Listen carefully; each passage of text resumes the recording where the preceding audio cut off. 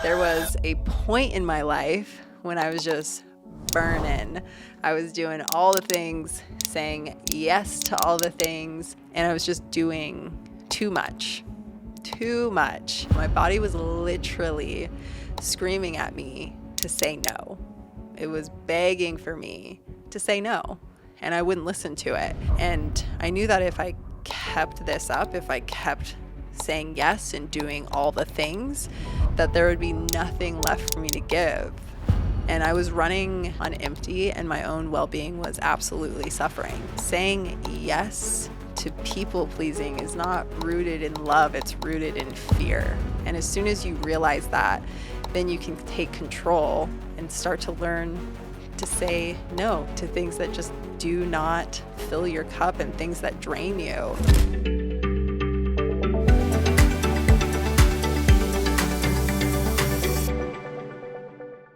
Hello and welcome to Beyond the Scale. My name is Madi and I'm your co-host today. We are talking about something I know a lot of our clients struggle with at our camp, and that is finding the courage to say no. It's a powerful word and it's not used quite as much as it should be. And it can be hard as moms, as busy professionals, as whoever. We're juggling a million things and we want to say yes to everything. And it's oftentimes that you are the last person that you say yes to. And it can be tough to prioritize your own well-being. But I do want to show you why it's so important that you do say no, and the power behind saying no more often, and why it's necessary for your health and your overall happiness. There was a point in my life when I was just burning. I was doing all the things, saying yes to all the things. I was doing the coaching. I was wearing the marketing hat. I was staying up late, waking up early, 4 a.m., all while still trying to maintain relationships with friends. So saying yes to every invite that I got, saying yes to all the things. I wanted to be a good partner. I wanted to be a good leader. And I was doing my fair share of people pleasing. And I was just doing too much. And I was starting to notice these heart palpitations, heart rate of over 200 beats a minute, lasting for several minutes. And I started noticing that, and I was like, that's uncomfortable. That's weird. And I chose to ignore it. I chose to push forward, keep saying yes, right? Because that's what I thought I was supposed to do, and I was burning the candle at both ends, like I'm sure most of you do. And I remember coaching a session one afternoon at FitBody, and these palpitations came on hard out of nowhere, and it took my breath away, and it was scary. And more than being scared, I was embarrassed because I didn't want to let my clients know that this thing was happening. And I was able to finish out the remaining 5 minutes of session. I was in a kneeling position, mind you, but I was just like, keep it cool. No one will know. It's all good. And then another 30 minutes later had passed, and these palpitations, I was up at 220 beats per minute, had not subsided for 30 minutes. And my clients could tell. They knew something was wrong. And so they essentially gave me the permission to check in on myself, because I wasn't going to. I was going to power through, even though I was scared, uncomfortable, and I knew something was wrong. And I remember calling my partner, Dan. He came, picked me up, took me to the ER. They ran a few tests and found that there was an irregularity in my EKG scan. So they're like, let's get this checked out. Let's see what's going on. So for the next month, I had to wear a Holter monitor and run a few tests and get to the bottom of these heart palpitations. And they found 0. They found nada, and they found zilch. And that was frustrating. But also, it was a wake-up call, because the doctors were basically telling me that maybe I'm doing too much. Maybe it could be stress related. And this was a wake-up call. My body was literally screaming at me to say no. It was begging for me to say no, and I wouldn't listen to it. And I know that because I wasn't being present in my relationships, my business. I was exhausted, I was overwhelmed, and I was clearly burnt out.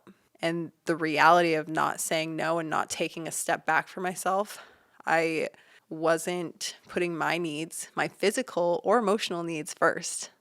These things were taking a back seat, and I can't remember the last time that I said yes for myself or did something for myself. And I knew that if I kept this up, if I kept saying yes and doing all the things, that there would be nothing left for me to give, like literally. And I was running on empty, and my own well-being was absolutely suffering. And I was jeopardizing my health. I was jeopardizing my health and my well-being because I had a fear of letting people down. I didn't want to let my clients down. I didn't want to let my friends and my family down, but I just had to start saying no. No to friends, no to staying up late, no to moving around nonstop, which is so hard to do when you want to be everything to everyone. And it was uncomfortable at first to say no, but I knew that by saying no, it would increase my capacity for other things. And I was able to hire more coaches, pour into them, train them effectively to help carry the baton for me and save my energy for things that were most important and spend quality time in the right relationships. I gained a lot of clarity by saying no more often. I realized that saying no didn't mean that I was a bad daughter, a bad friend, a bad coach, or any of that. I wasn't letting people down.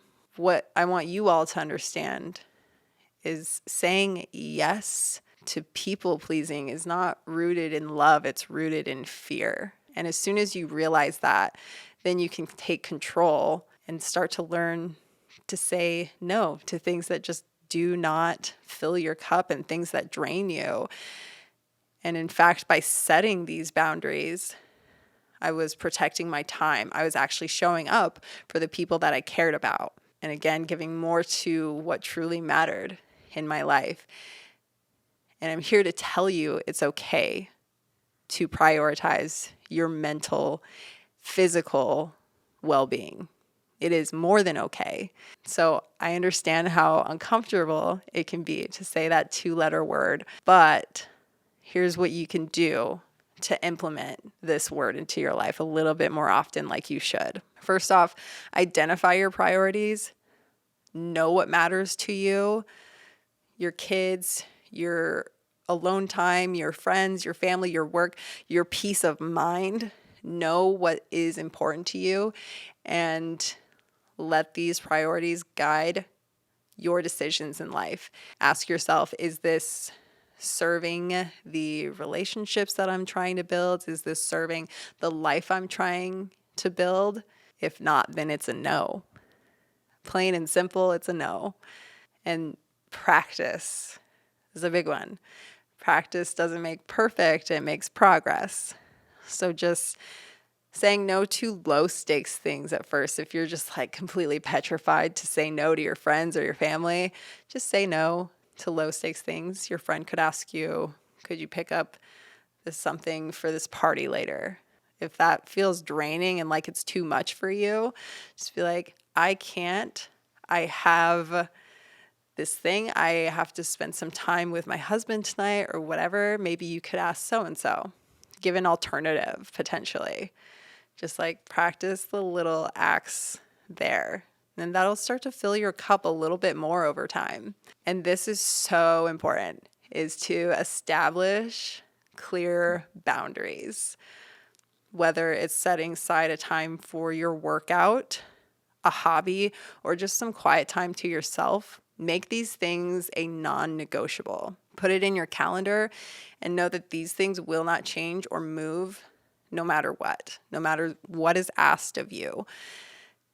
Because people generally will respect the boundaries that you lay down if they understand them. The problem is that we don't know our own boundaries. So if we don't know our boundaries, how can we expect others to respect them? And then after, if you've laid these down and people don't respect the boundaries that you've set, then that's another discussion. But set these clear expectations for yourself so that others can model that. And then most importantly, remind yourself that saying no is saying yes to yourself, saying yes to your family, saying yes to things that matter, and preserving your energy. Remember, it's about being the best version of yourself, and you can't do that if you say yes to absolutely everything. You got to take care of you before you fill everyone else's cup, because you can't do anything with an empty cup yourself.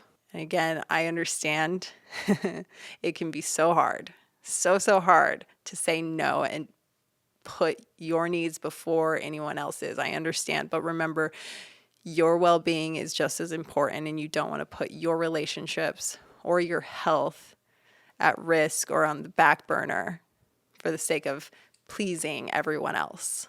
Again, remember to practice saying no, set those clear boundaries, and know that you're protecting your mental and physical capacities at the end of the day. And no is a complete sentence. At the end of the day, you really don't have to explain it. I know that's going to take practice to build up to, but no is a complete sentence. It just takes courage and it takes time, but I promise you it's worth it, and you can show up the way that you want to show up for yourself. So this is a little exercise. It's very easy to do. It's just going to take a little bit of your time to think, right? So if you had 20 yeses, I want you to think about if you only had 20 yeses to give for the rest of your life, who and what would you give them to? So I want you to reflect on that and know that the next time you're faced with something that drains you, just take a deep breath and remember that no is a powerful yes to yourself and your well-being. You've got this. Be sure to like this video and subscribe. And remember, say no. We'll see you next time.